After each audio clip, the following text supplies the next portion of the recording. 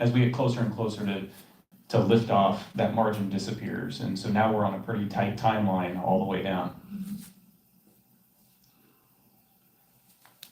35 minutes to launch. The visors have been closed since they armed the launch escape. It's been about 8 minutes. It's at this point where I'm sitting there going, I wish I had scratched my nose before I put my visor down and trying to figure out how I'm going to do that, because they're going to be like this for another 45 minutes with the visors down.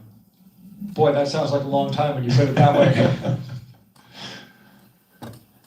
Well, there's great anticipation, right? This is the moment they've been training for, a year in the making. For Zena Cardman, who's essentially trained twice, even longer than that. Mm-hmm. They have been looking forward to this moment for so long and training so intensely, and here it is upon us. Yeah, and the time for reflection was in those 2 hours leading up to this point. At this point, now it's the mental rehearsing. They're chair flying exactly what's going to happen during the next 10 minutes when they lift off, and all the different things that they're going to need to do, as well as the couple few activities that they're going to have once they get to orbit. Chair flying. That's what our astronauts are doing right now, and we'll stay with them as we count this down. For now, let's send it out to SpaceX in California.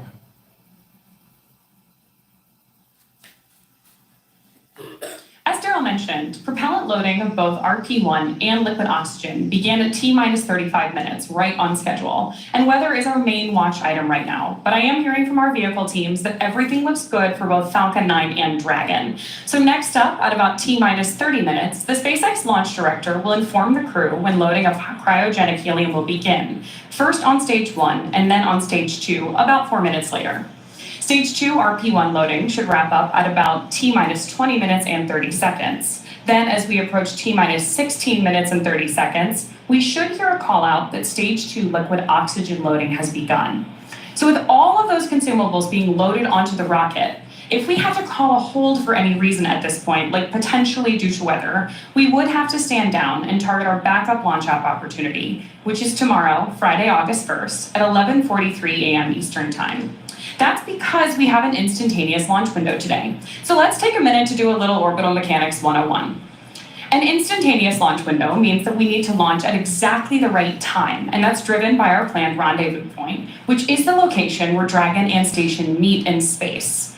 Right now, the International Space Station is orbiting the Earth at more than 17,000 miles per hour, and Dragon needs to catch up to it. That means we have to deliver Dragon to the correct orbit. We do that by timing its trajectory relative to the orbiting laboratory so that they're both in the same place in space at the same time. A precise liftoff time is crucial for hitting that rendezvous point. Now again, that means that at this point, if we hear a hold call, we'll be standing down and likely targeting that backup launch opportunity tomorrow. For now though, we're going to go ahead and hand it back to Soumya and Joseph to talk to us about West Coast recovery. Soumya? Thanks for walking us through that, Ronnie. We are now at T-minus 31 minutes and counting, getting closer and closer to getting our Crew 11 astronauts into space. Once their mission is complete and it's time for our crew to splash down back on planet Earth, they'll be heading to one of several targeted sites supported by SpaceX. Until recently, Dragon recovery has primarily occurred off of the coast of Florida. This year, SpaceX moved Dragon recovery operations off the coast of California to allow Dragon to complete its deorbit before safely jettisoning the trunk over the Pacific Ocean. When they return, Crew 10 will be SpaceX's third crew mission to splash down in one of the new locations. From 2 was the first back in April this year, followed by Axiom 4 in July. The new splashdown locations are near LA, Oceanside, and San Diego. The recovery vessel, Shannon, will be stationed in Long Beach to support the new West Coast splashdown operations. Spreading these supported sites across multiple locations helps to maximize the return opportunities, lowering the chance that we'll have to wave off due to bad weather. And when the spacecraft re-enters, those in the immediate area may hear a brief double clap of a thunder-like sound known as a sonic boom. I can't wait to hear one myself one day, but to hear everything that's gone on and to move operations to the West Coast has been incredible to watch, both from a SpaceX standpoint and from NASA, to see the teams across the country working together in the International Space Station Commercial Crew Program. And like Nick mentioned earlier, there's an army behind every one of those movements and getting ready and preparing for these West Coast splashdowns. So it's going to be phenomenal to watch and see NASA's first crew mission return on the West Coast. Well, back to today's mission, Crew 11, as they continue to get ready to go. They're inside now half an hour until launch time. Let's take a look at more and a bit more and learn about the astronauts flying today. I think it's really innate in our human nature to want to keep exploring and to keep pushing boundaries. Everything that we do in space is ultimately for Earth and for the human species. We are having a lot of good experiments on orbit, making new medicines. That is actually good for everybody. By understanding how to live and work in space like we have with the International Space Station, we can now become a multiplanetary species by having bases on the Moon and bases on Mars. И выполнение полета в космос, на мой взгляд, важно, потому что в конечном счете необходимо человечеству будет двигаться в дальний космос для того, чтобы открывать новые миры, исследовать новые и новые горизонты. For me, it's a really compelling goal to go farther and farther afield in space and pushing our boundaries as a human species that way, learning more about our own home planet as we try to go farther. We've been going and living aboard the International Space Station for 25 years. We're ready to make the next steps. We're ready to go to the Moon. We're ready to go to Mars. We're ready to explore the solar system. We understand the effects of what life in space does to the human body, and we need to continue those studies. We need to continue getting ready and get ready and go to the Moon and Mars, and that's why it's important to go to space. All right, let's head back out now to a launch viewing location where Tony's at for another interview with some special guests. Tony? Hey, thanks, Daryl. That's right. Joining me is Dr. Stephen Platts and Dr. Lori Glaze to talk to us a little bit about the human research that's going to be on this mission. You know, Steve, can you tell us a little bit more about what human research Crew 11 will be conducting? Sure, we're very excited for the launch. We have 10 experiments flying on Crew 11. Everything from cardiovascular systems, central nervous system, all the way to genomics. The full breadth and addressing many very important risks for us to get to the Moon and Mars. That's a lot. You know, speaking of the Moon and Mars, Lori, how does the human research conducted on Space Station help us for those future missions to the lunar surface and eventually Mars? I'm so glad you asked that question. You know, a lot of times we talk about the future, you know, we're going to explore the Moon and Mars. It's here. We are actually less than a year away from our first crewed launch, where we're going to send 4 crew out and around the Moon for 10 days and bring them back. And then about a year after that, we're going to land on the Moon. And we need to be ready, right? We need to be ready for the trips to the Moon and then eventually to Mars. Our crew are going to need to be able to thrive in an environment where they're in microgravity, perhaps for as long as a year. And then we're going to need them to perform on the surface of Mars under 1/3 gravity and do their exploration activities. So we really need to understand how they're going to react and respond to that environment. And the experiments that are being done on Space Station today is such a unique laboratory where the kinds of things that Steve's talking about, we can study physiological responses to bones, muscles, blood flow. Mental health is incredibly important part of this activity. And the experiments that we can do, for example, growing plants without soil, recycling water. If we have the ability to recycle water, maybe 98% of the water that the crew uses, that's less resources we need to bring along. And then sensors that can detect, for example, solar storms so that our crew can take shelter or protect themselves while they're on their journey. So again, the experiments that are being done are incredibly important to our planning, which, as I said, we're launching in less than a year. We need to be ready. That's right. I mean, a ton of valuable research that we are gathering. You know, speaking then on, you know, the research for Crew 11, Steve, I heard, you know, there's a new experiment that's going to Space Station. Tell us a little bit more about that. Yeah, that's called manual piloting, and what that is looking for is the ability for the crew to land a vehicle on the lunar surface. So we're looking at the sensory motor aspects, balance, cognition, some of the things that Lauren's talking about, and putting them all together, and we have a simulator that actually moves in all dimensions and allows the crew to feel like they're actually landing a spaceflight. We're a spacecraft, and we're doing that pre-flight. We have some devices on station where we can do in-flight measures as well as post-flight. So that will give us a great idea of what we need to do to prepare the crew to land on the lunar surface. That's great. I mean, Lori, tell us a little bit more about those benefits of traveling then beyond low Earth orbit now.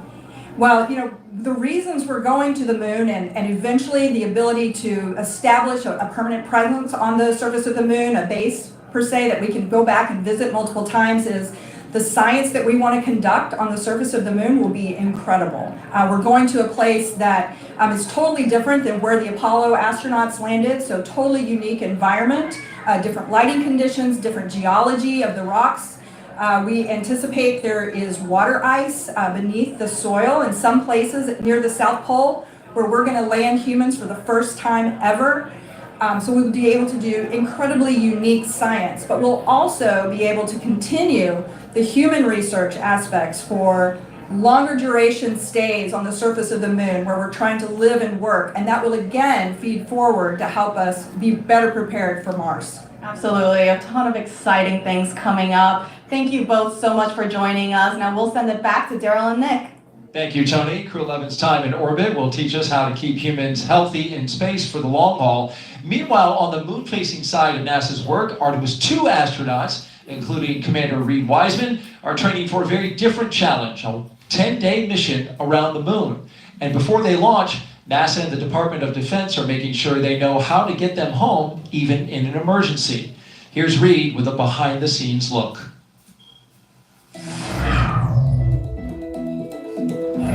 Hi, I'm NASA astronaut Reed Wiseman, commander of Artemis II.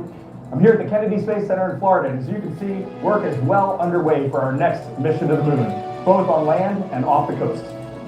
Back in June, teams with NASA and the Department of Defense used an area of open water off KSC to rehearse procedures for a possible rescue after an ascent abort from the SLS rocket.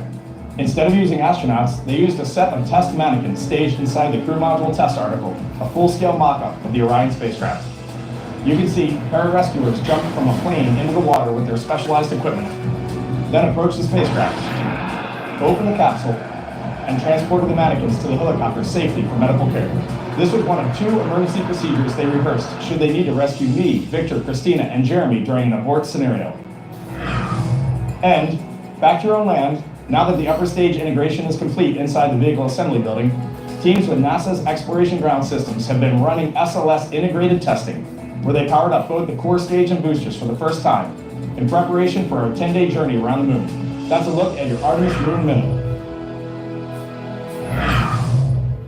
For more Artemis updates, scan the QR code on your screen right here or visit nasa.gov/Artemis-Roman numeral 2.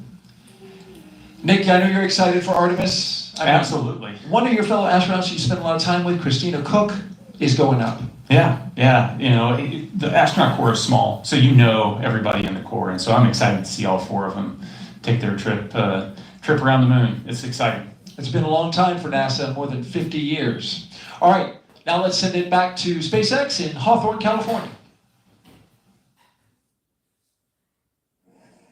Thank you very much, Daryl and Nick, and it was impressive to hear that interview and that Moon Minute. It's amazing to see how interwoven what's being done with these crewed missions to the International Space Station and how they impact moving forward and the Artemis campaign. So incredible to see about how those 2 crews and how those 2 missions work together.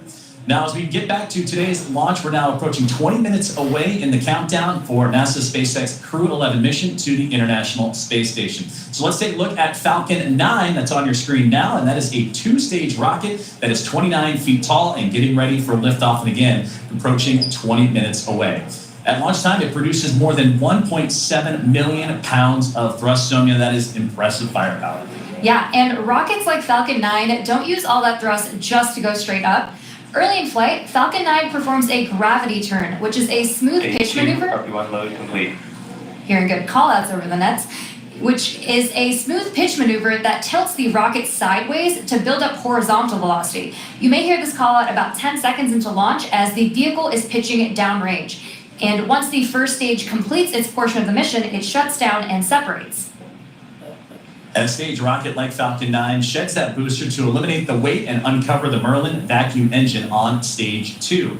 To reach orbit, the vehicle needs to go fast, hitting an orbital velocity of about 28,000 kilometers an hour, and that's just to keep it from falling back to Earth due to gravity. That's fast enough to lap the Earth in about 90 minutes or fly from New York to here in Hawthorne, California in under 10 minutes, which is about 7 times faster than the U.S. Air Force's SR-71 Blackbird. After stage separation, today's booster will be landing at Landing Zone 1 at Cape Canaveral Space Force Station. This particular booster will be returning to Earth for its 3rd time.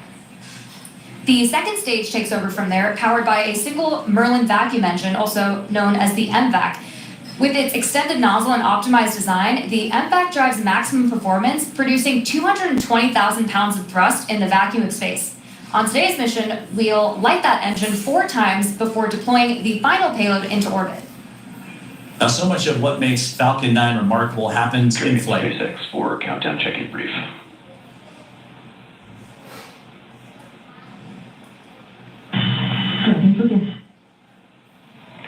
Okay, Zena, we have healthy Dragon, healthy Falcon 9, just like last time, so prop load is proceeding nominally. We do have one watch item that has popped up. There is a pop-up storm cell that is just to the north of the pad. Currently not violating any LCCs, but we are monitoring this particularly closely as it's moving offshore. We'll let you know if it starts trending towards blocking launch today, but again, not expecting that at this time. Dragon's healthy zone. We've got a healthy Dragon, healthy Falcon. We're proceeding towards launch. Only watch item is a storm cell that is north of the pad moving offshore. We'll continue monitoring, but otherwise looking great. That's a good readback. And great communications there from the team here at SpaceX on the ground in Hawthorne, monitoring. What we've been keeping an eye on throughout the broadcast here today is that weather popping up, but everything else looks strong and healthy. The Falcon 9, the capsule itself, and the crew, they're still ready to roll as we're now about 17 minutes away from the launch. Now, talking back to Falcon 9, and what remarkable happens is what happens in flight. It's the first stage, landing itself on land or on a drone ship in the middle of the ocean, the fairings that can parachute back, all ready for another flight to space. Every part of Falcon 9 is a part of a larger design that comes together to do one thing, and that's escape Earth's gravity. And getting to space is the first step to building our multi-planetary future. At the top of Falcon 9 today, the crew is sitting inside Dragon Endeavour. Dragon has played a significant role in advancing our future in space by safely transporting crew to and from the International Space Station. There are currently 5 Dragon spacecraft supporting human spaceflight missions: Endeavour, Resilience, Endurance, Freedom, and our 5th and final Dragon, Grace, which just launched the Axiom 4 mission last month.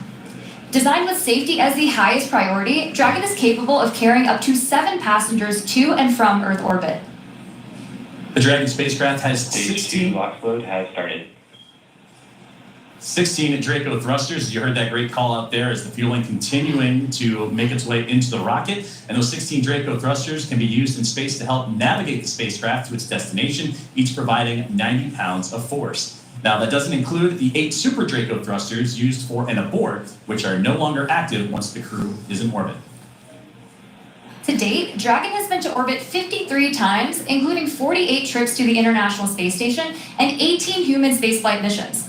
And as we mentioned earlier, today's Dragon, Endeavour, has been pretty busy, having also flown NASA's Crew 2 mission, Axiom 1, and NASA's Crew 6 and Crew 8 missions. Overall for the Dragon fleet, this will be Dragon's 49th visit to the space station and its 19th human spaceflight mission overall, and the 5th Dragon flight this year. Dragon is the first private spacecraft to take humans to the orbiting lab, having flown 300,000 pounds of cargo and more than 1,000 experiments to space, as well as 70 crew members representing 20 countries. Our versatile Dragon spacecraft can autonomously dock with the International Space Station when outfitted with a docking adapter, which is just how it's configured for today's flight. And when it's not going to the space station and it's in free flyer mode, the docking adapter can be swapped out for a cupola, as it was back during the Inspiration 4 mission. Another option we have is the Skywalker hardware, which supports extravehicular activities or spacewalks, as we did during the Polaris Dawn mission. And amazingly, there has been a Dragon in space for 1,358 consecutive days since Crew 3. Now, with T-0 coming up in about 14 minutes or so, our teams are continuing to do a series of system checks to ensure Dragon and the Falcon 9 are ready, with fueling continuing to get underway. And again, we're monitoring that weather that the teams here at SpaceX are keeping an eye on and have been relaying up to the crew. So let's check in with Ronnie with the latest. Thanks, Joseph. So as you've heard, we are still on track for an on-time launch today, and we're monitoring lots of different factors as we get closer to liftoff. Most importantly, both Dragon and Falcon 9, of course carrying our Crew 11 astronauts, continue to be healthy. You heard that we've wrapped up Stage 2 RP1 loading, and that Stage 2 liquid oxygen loading also wrapped up on time at about 16 and a half minutes to go. The launch escape system is also armed. That's, of course, the system designed to propel Dragon away from Falcon 9 in the unlikely event of an emergency. And the Eastern Range is monitoring keep-out zones along the flight ascent corridor and is tracking no issues for today's launch. Weather continues to be a watch item, so we'll keep an eye on that. But for now, we are go for the 6th mission of Dragon Endeavour. It is a fantastic milestone for Dragon, and here at SpaceX, we could not be more excited. So to add a little something extra to our celebration, I've got our Dragon plush hanging out with me here in front of Mission Control. Now, this guy is not the zero gravity indicator for today's mission, but do keep an eye out for that once Crew 11 reaches orbit. This is, though, a fun nod to all the successful flights that Dragon has made, and all of the crews that we have been so lucky to work with. I think this is a great way to celebrate today's flight milestone, and I really have appreciated joining you all. Thanks for joining me at the status desk for all of our coverage today. With that, go Dragon, go Crew 11, and I'm gonna hand it back to Sandra for status update from Houston. Thanks, Ronnie. That plush is cute. I'm going to have to get one for myself. Back here in the International Space Station Flight Control Room at NASA's Johnson Space Center in Houston, teams continue to work around the clock to monitor activities aboard the orbital outpost.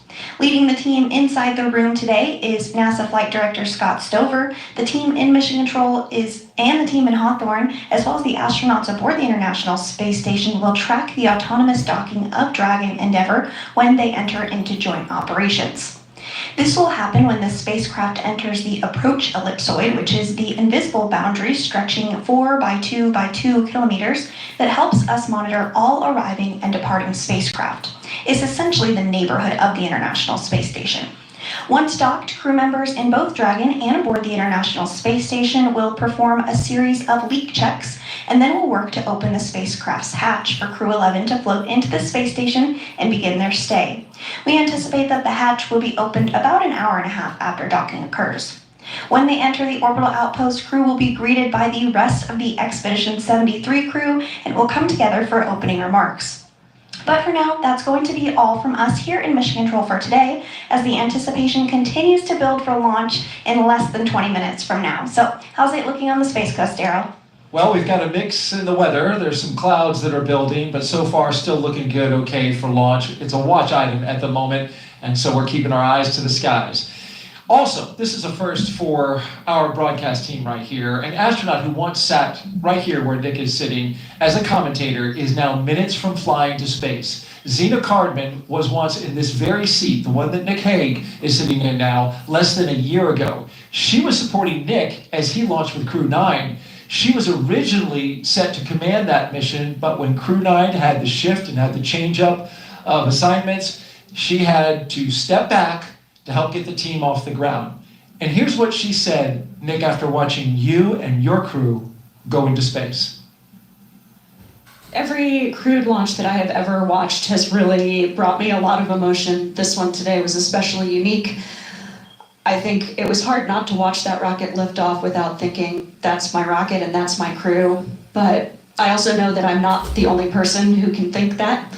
Of course, we have Stephanie Wilson here today, but I mean, there are many, many people who made this mission happen, and there are people on orbit who will be taking this capsule home. And it makes me very proud to know that I am one of many people who can say, that's my crew, that's my rocket. Makes me really proud, makes me feel very connected to this mission that we all get to take part of. Go Crew 9. An emotion-filled Zena Cardman in that moment, and she is going to give us some words at any moment now. SpaceX confirmed crew displays are configured for launch. Your thoughts on hearing that after you launch? SpaceX, Dragon, displays are configured for launch. It is our honor, our privilege, and our choice to take part in something much greater than any individual, but it's the individuals who make this endeavor great. To each of you at SpaceX and NASA, to our partners at JAXA and Roscosmos, to family, friends, and mentors, you fly with us today. Arigato gozaimasu, spasibo большое. Thank you. With gratitude and focus, Crew 11 is ready.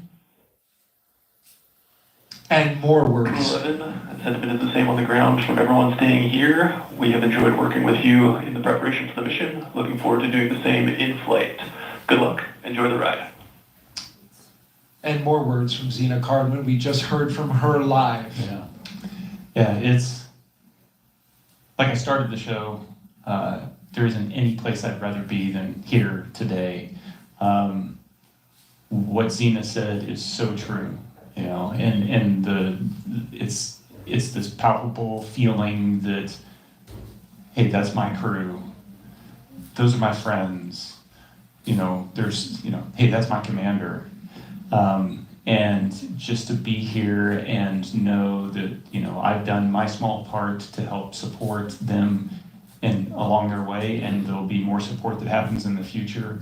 And to be able to see behind the scenes everybody else that is contributing to that is, that's what makes this all so special, is it's not about the individual. Spaceflight has nothing to do with individuals. It's all about us working together. 100%. Well said, Nick. And kudos to both of you for showing an immense amount of class. You signed up to do this role almost immediately after getting into space, and we heard from you saying, I want to be there for Xena. Thank you for being here. And go Crew 11.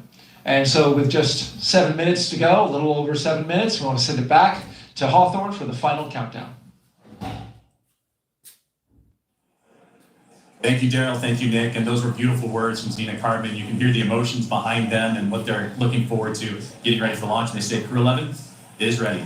As you mentioned, about 7 minutes and change to go until we have liftoff. And we're still awaiting the final propellant loading to complete. And then we'll get into engine chill, and more milestones will be along the way. It's going to be about a 9-minute ride to orbit. And then Dragon in the second stage will continue to coast for a few minutes after that, once the first stage and second stage have performed. You'll be hearing some of those performance calls as we get into that final countdown and then after liftoff. These are SpaceX flight controllers reporting on the trajectory, speed, booster, and performance, and the key milestones, but there are some other calls that you'll hear the crew make as well, especially after liftoff. The crew will report out a few number and letter combinations which mark different abort zones throughout the flight up the eastern seaboard. The first two, 1A and 1B, are abort modes available.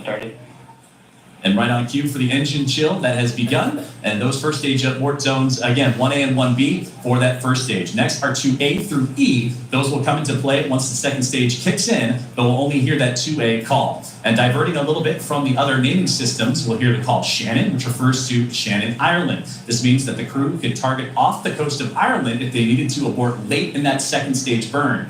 You'll hear these different calls throughout the flight uphill along the way, and the performance callouts from the guidance, navigation, and control officer, and also the propulsion lead. So we're coming up on T-minus 6.5 minutes. We heard that the engine chill is started, and that means that that small trickle of fuel making its way into the engine to prime it for launch.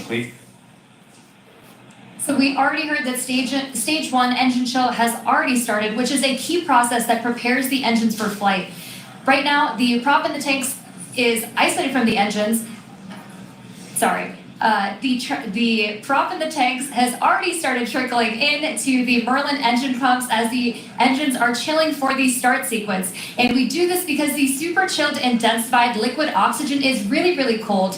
And we use this process to bring the engine hardware down to a cooler temperature before flowing all of the LOX and propellant into it during flight. At liftoff, Falcon 9 is consuming 700 gallons of fuel per second. So engine chill helps us to prevent thermal shock and ensures nominal engine performance.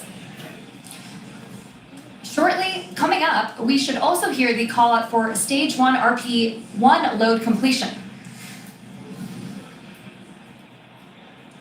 As you mentioned, engine chill is now underway. We're getting ready for those next callouts that'll be coming up here shortly, as we are now almost 5 minutes away from liftoff, and that's where they're going to configure for terminal count. And that will be a call for Dragon to configure the terminal count and transition into internal power. 9 tanks are pressurizing for strong bag retract. And at this point, the Dragon onboard computers configured for terminal count. Perfect, right on schedule, and those onboard computers now taking control of the spacecraft. You also heard the call out for pressurizing to give extra structural stability for the rocket as it makes its way uphill. So we're approaching now 4.5 minutes away, and then around that time, you'll hear, you mentioned it there, the strong back retract and that'll allow provide access to Falcon 9's fueling lines and umbilicals for prop load and a different gases being loaded on board. But right now, everything's starting to wrap up in Somia. It's exciting to get to this. Strong back retract has started. Exciting to get to this point in the countdown, as you heard it right there. The strong back retract is on its way.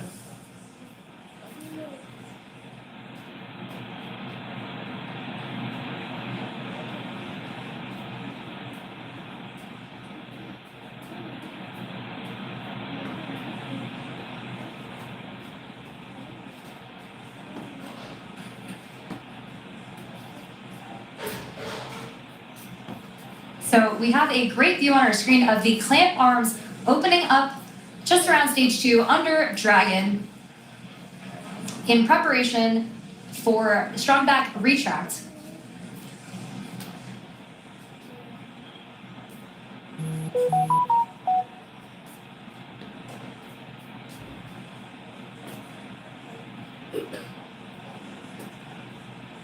We have some really great views of on our screen of that happening right now. And you can see it just moving ever so slightly away from Falcon 9 and the Dragon spacecraft, those clamp arms opening. And again, those late stages, those fuel lines starting to wind down their fueling procedures as we're about to hit T-minus 3 minutes until launch.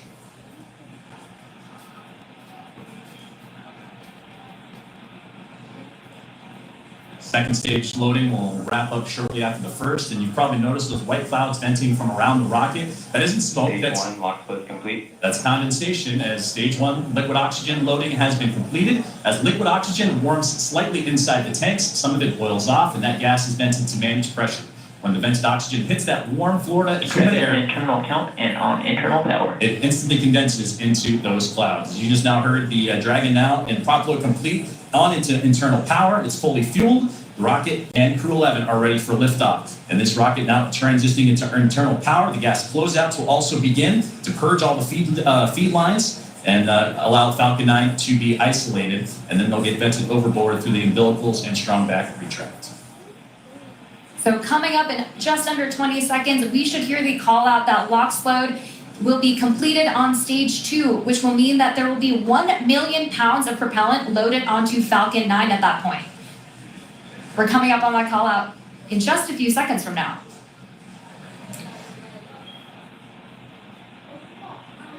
Stage 2 LOX load complete. Now that that's complete, we will vent down the TE, which will produce a white cloud off the side of the rocket, which is totally normal and expected. Dragon is in auto idle. Auto idle puts that rocket in a state the flight computers understand before it takes over. That's making sure the transition to the final countdown is smooth and all the flight computers on board are in sync with each other and configured for launch. We're now 90 seconds away from launch. Gas closeouts have started. Expect cloud venting. And there's the gas closeout that Sonia was just talking about. And now inside, 80 seconds from the launch of NASA SpaceX's Crew 11.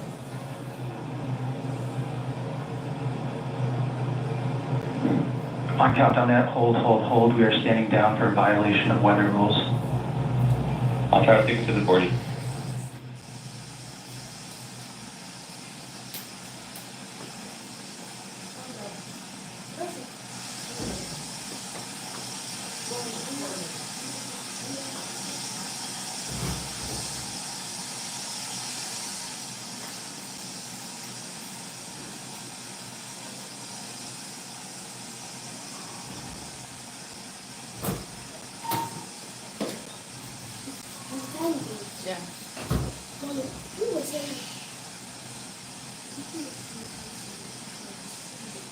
So as you've heard over the nets, we did just have a hold called at the T-minus 1 minute mark. And that hold due to weather, that was something that we've been keeping an eye on. Our team here in SpaceX and Hawthorne, as well as in NASA, we're monitoring that throughout today's broadcast in preparation for launch. But unfortunately, standing down looks to be the case as the weather has created that violation. But we'll continue to monitor and wait for the news officially from the teams on the ground as that weather violation looks to come into play for launch today. Dragon SpaceX, bad luck on weather there. We just got clipped by a cumulus cloud right over the pad, so ended up stripping for weather. With that, you are go to proceed to 5.100 for launch scrub. we'll begin offloading the rocket.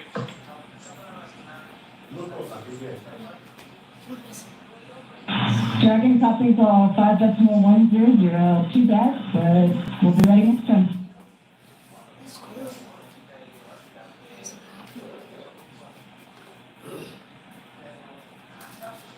And there you heard the call up to the crew that unfortunately the weather just not playing alongside with today's excitement on the launch for NASA SpaceX's Crew 11. But we have mentioned a couple times throughout the broadcast today that there are backup opportunities starting as early as tomorrow. 11:43 a.m. Eastern time is what the target time is for tomorrow's next attempt for launch for Crew 11. But it came right down to the wire, Sonia, with that T-minus 1 minute. But you heard on the loops there that it was just clipped, as they said, by a cumulus cloud to violate the weather rules. So unfortunately, today's launch attempt has been scrubbed due to weather. And there are 1,000 different ways that a launch can go wrong, and so we want to ensure the safety and reliability, even if it is a weather scrub. So we will stay with coverage of the crew as we follow them through the egress procedures and make their way back to crew quarters for now.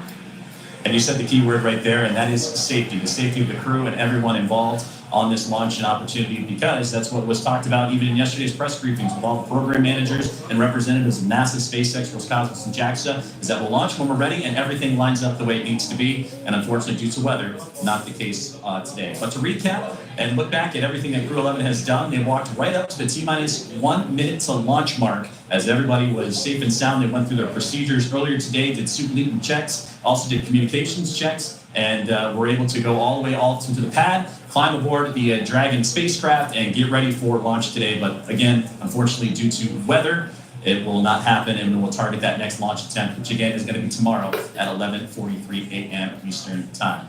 We will stay with coverage of the crew as we follow them through the egress procedures, getting out of the spacecraft and making their way back to crew quarters. And to do that, we're going to head back out onto the space coast of Florida and join the Daryl Nail and team as today's launch attempt for NASA's SpaceX Crew 11 has been scrubbed due to weather. Daryl. All right, thank you, Joseph and Sonia. We appreciate your coverage there. And now back here with NASA astronaut Nick Hague.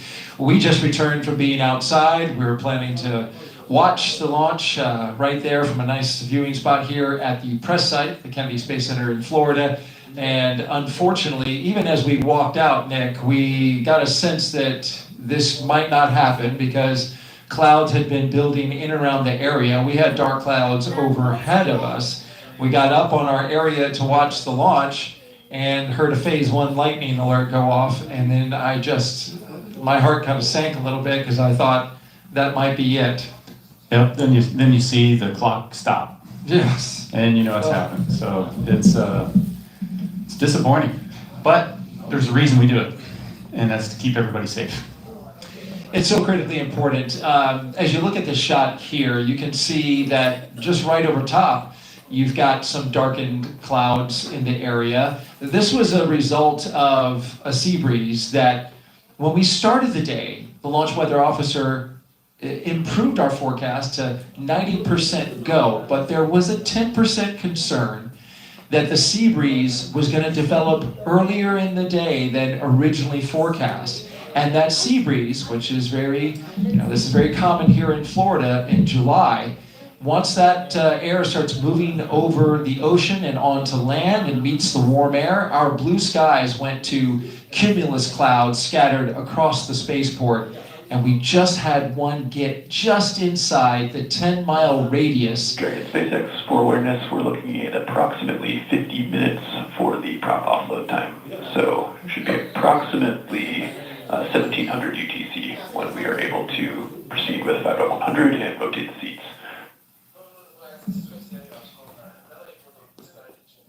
Dragon copy, we're looking at about 50 minutes for prop offload, so 1700 UTC for the rest of 5.100 and seat rotation.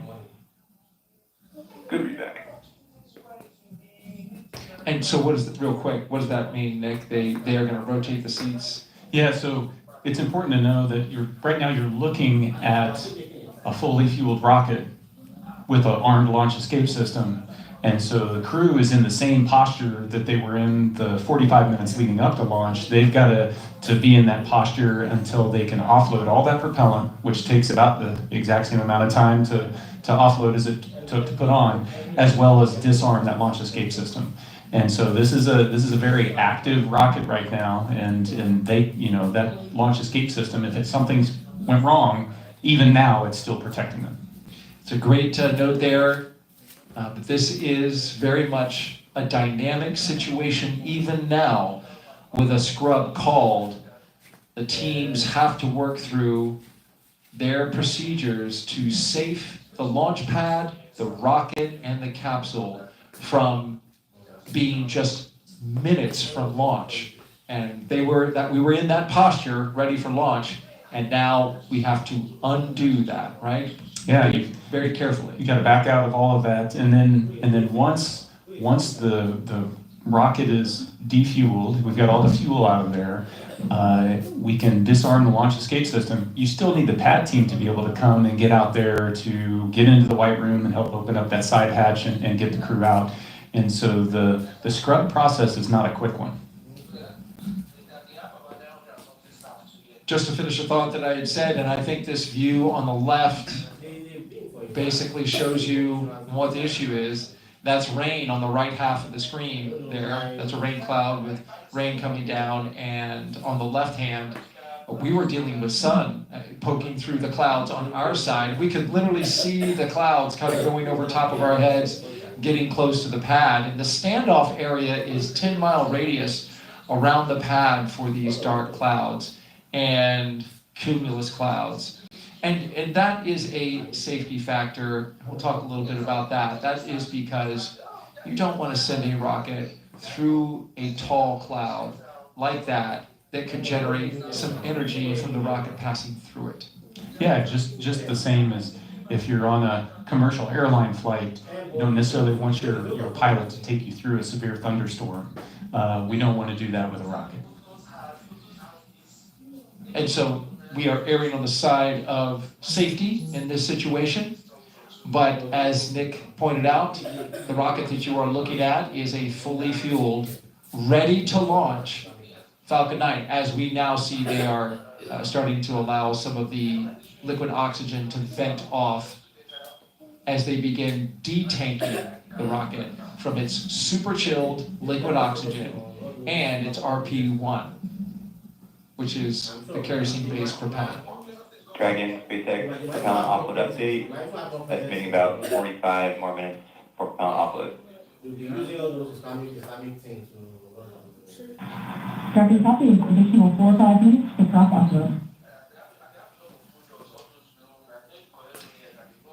Now, as you recall your procedures for the crew, getting out of the capsule and getting back into their vehicles and going back, take me through the timeline of the scrub procedure. Yeah, it's a fairly straightforward procedure.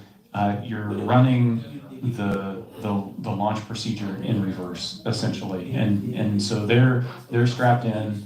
The seats are rotated up in a launch configuration. As soon as they detank, they're going to disarm the launch escape system. So you're looking at it's 45 minutes to get rid of the liquid oxygen and RP1. Once that's off, then they'll be able to disarm the launch escape system, rotate the seats down. At that point, the arm will come over and the ground team, the pad team will be able to come up there, they'll open the side hatch and then help them get out of the capsule just like they helped them get into the capsule. So you're looking on the order of, an hour, a little bit longer. And you want that rocket fully detanked? Absolutely. You've got cryogenic propellants, oxidizers, moving, flowing, and you want to make sure that that's all secure before you put people around it. That's the way the system is designed. It's different on other launch vehicles. Other launch vehicles, Soyuz I launched on, was fueled when we showed up to it. But while you're moving the fuel on and off, you minimize the number of people that are around. That's exactly right. And the SLS rocket is similar in that it gets fully fueled and tanked, and then they bring the astronauts on board. SpaceX does it so they can do that tanking as the very last part of the mission timeline. And this also allows for a quick tanking, relatively speaking, for a rocket. And then allows you to detank it. But they're using super densified liquid oxygen as well. So you mentioned it, high energy systems are engaged here, and so we are now unwinding that as we proceed through the scrub procedure.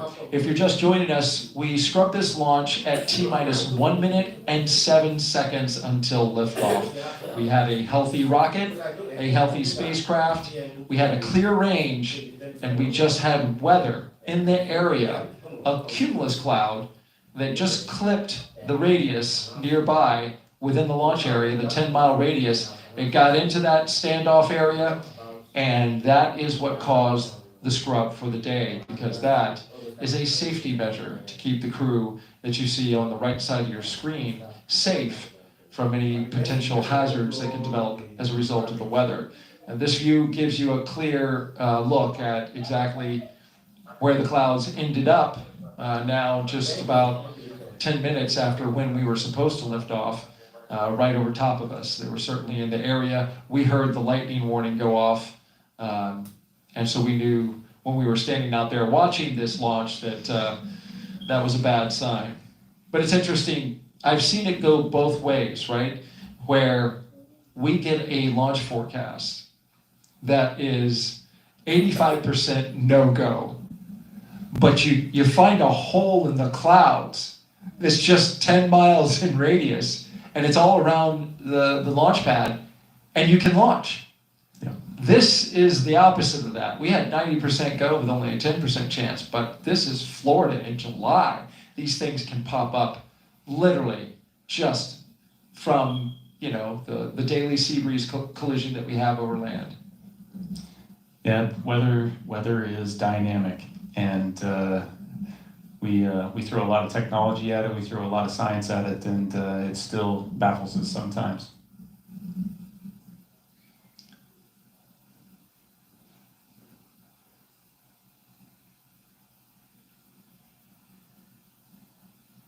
So the mental shift that you make when this happens, you've got to attempt to not make the mental shift immediately, because it is it is a live launch escape system that you're in, but inevitably there's so once we get out of here, what's the next step? When is our next opportunity going to be? They've already been looking at weather predictions for days out, so they understand what the impacts to the phasing and the mission profile might be, the potential for bad weather in the upcoming days, and so they're already starting to think about, so what's the next opportunity, and then having to get into the psyche of, let's do this again. And it is to the T, to the minute, do it again. So it's very much a Groundhog Day.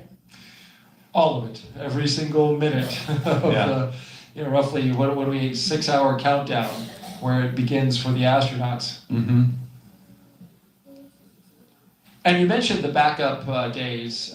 Joseph mentioned those before he tossed over to us, but it's worth mentioning again. Our backup opportunities are tomorrow, Friday, with a T0 at 11:43 a.m. Eastern Time. Our coverage will begin at 7:30 a.m.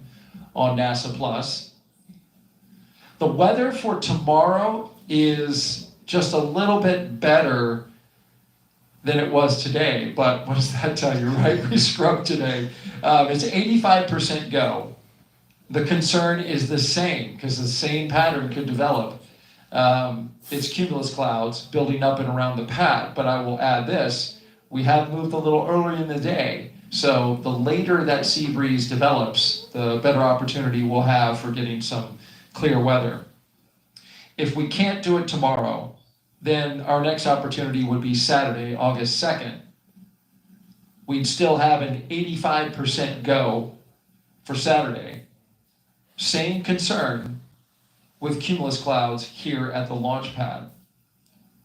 In both of those cases, well, let me talk about the backup number 2. The T0 for that day would be 11:21 a.m.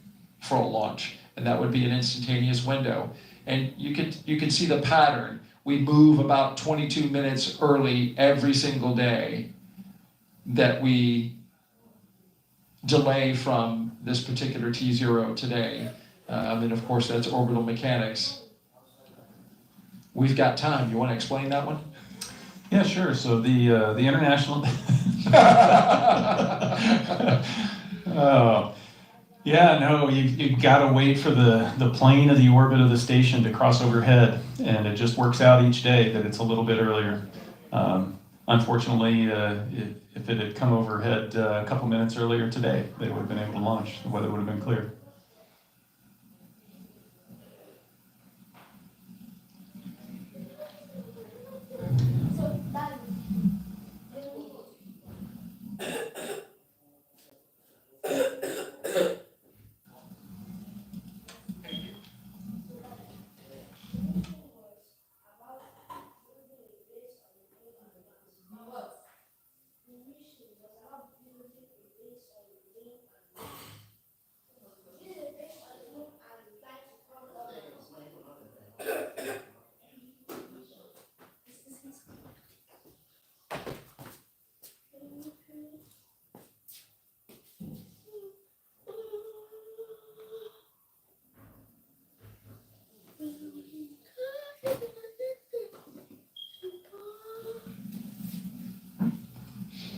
I just mentioned the backup opportunities.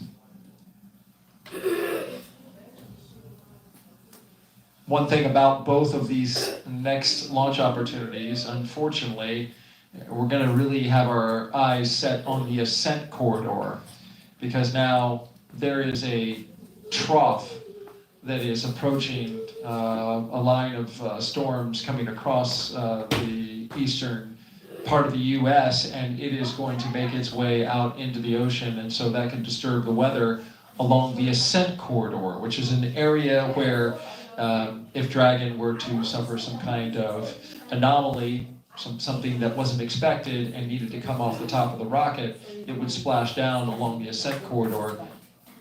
There's concern about the sea states, right? How much sloshing around is going to be out there in the ocean. You need good conditions, a baseline of conditions, in order to pull astronauts out of a floating capsule with a helicopter and a boat. Yeah, it just shows the complexity, the scale of the problem that you're dealing with. It's not a forecast at a particular point, on the surface of the Earth, at the launch pad. It's, if you imagine this 3D trajectory of the rocket's path going up to orbit, you've got to clear all of that for weather, but not just clouds and rain and severe thunderstorms, but like wind shear and drastic changes in the wind direction can create problems for the rocket. And then, in case there was a need to return them early or to abort, you also have to clear the weather on the surface along that path as well. It's just an immense amount of respect for the teams, both at SpaceX and also at the Space Launch Delta 45 over on the Space Force side, the weather shop there, in trying to put their arms around all of this. Like I said, weather is really complex, and they do a fantastic job. But if we got a chance, 90% chance, you take it all the way to the end and see what Mother Nature gives you. And I'm sure, as an astronaut, when it's your arse in the seat, you want that level of awareness, that level of scrutiny given to the weather throughout the trajectory, throughout the launch area and the launch period. Oh yeah, the immense respect for them, knowing that their job is watching my back. And Dragon SpaceX propellant offload update, estimating 37 more minutes for propellant offload.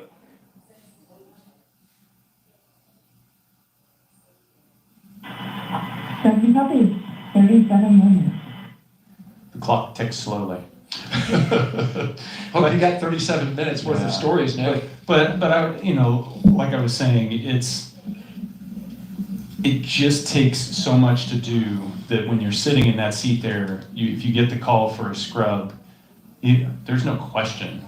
It's, you guys are the experts.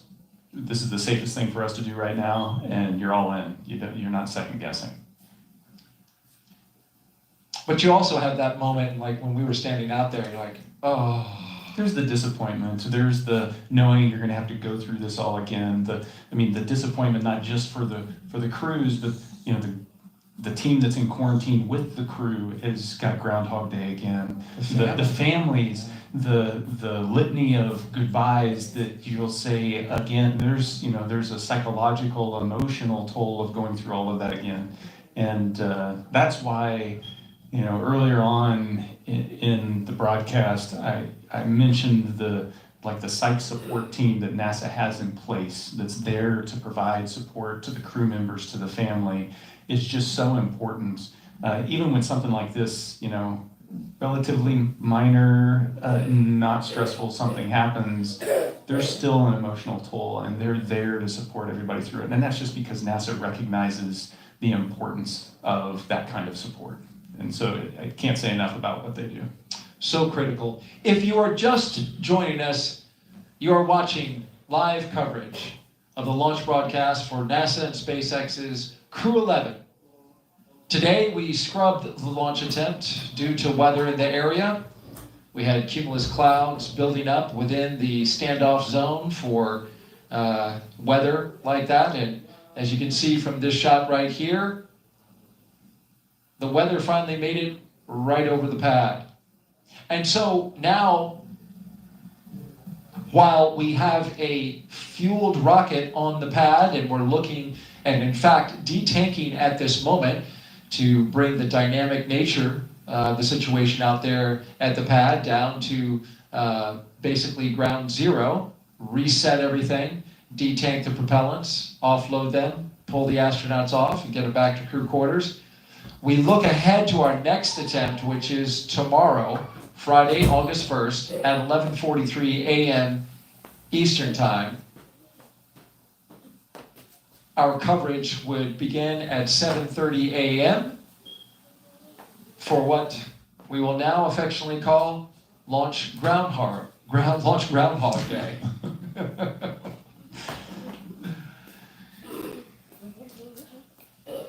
And you can see there the start time is 7:35 a.m. So it's it'll save you 5 minutes if you want to join us right at that moment. We'd love to see you again. Yeah.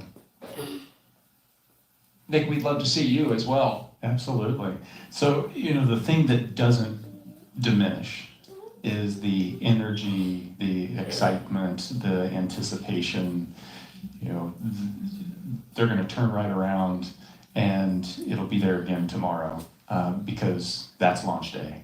And that's, you got a crew there, a bunch of professional space flyers, and that's how they approach the job, just like everybody in the profession. Today's launch day, get up for it, and that's what you work for, and all of that passion will be there again tomorrow. All right, let's toss it back out to our colleagues at SpaceX in California.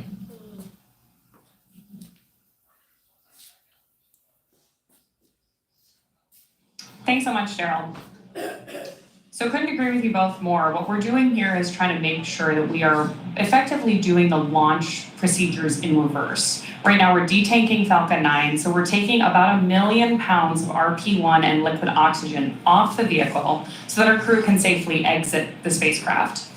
On Monday, our crew actually worked through a dry dress rehearsal. So they went through a lot of the procedures that they did today exactly as they did them today in preparation for launch.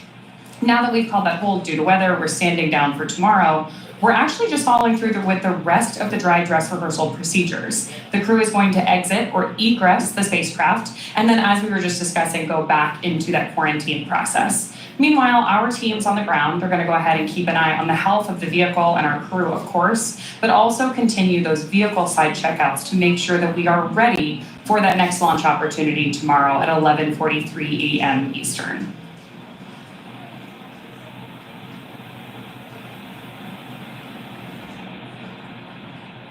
We've got about 30 minutes, a little bit more waiting on that detanking. And obviously you've got a view of Crew 11 there on the left-hand side of your screen, and down in the corner you can see that Dragon spacecraft sitting on top of the rocket, still at LC 39A at Space Force Base in Florida.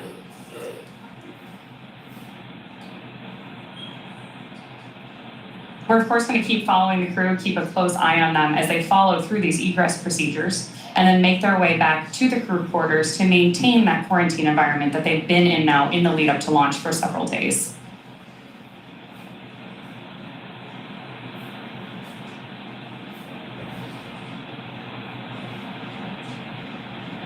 Anytime we have crew on board the vehicle, safety is the most important thing. So while our teams continue through this detanking process, we are also going to continue our coverage and stay with our crew until we know that they have safely departed our launch pad.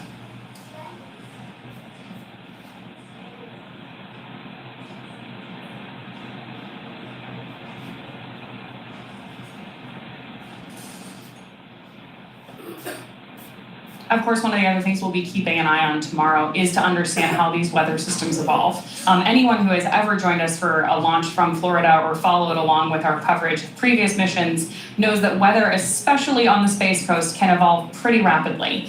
So as we're keeping an eye on everything for the next 24 hours or so in the lead up for launch tomorrow, we'll be watching the same things that we were looking at today. We're not just looking at weather at the launch pad either. We're also tracking the entire ascent corridor and the splashdown locations. In the very unlikely event that for some reason we had to abort our crew in flight, wherever Dragon exits the flight path to with our crew safely inside also needs to be a safe zone for recovery. So especially for these astronaut missions, it's really important that we have good weather kind of around the planet because we are moving so quickly.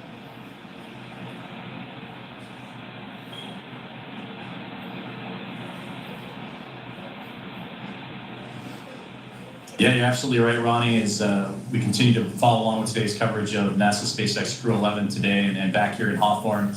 And you mentioned something that was the biggest key, whether it's prop loading or offloading, the procedures that were needed and required to do so, whether it was static fire or preparing for actual launch date today. And that is safety. And that goes back to what everybody has been talking about throughout the mission, throughout the broadcast today, but even going into the pre-launch press conference yesterday with all the program managers, representatives from NASA headquarters, the International Space Station Commercial Crew Program, SpaceX, Roscosmos, and JAXA. That was the biggest key.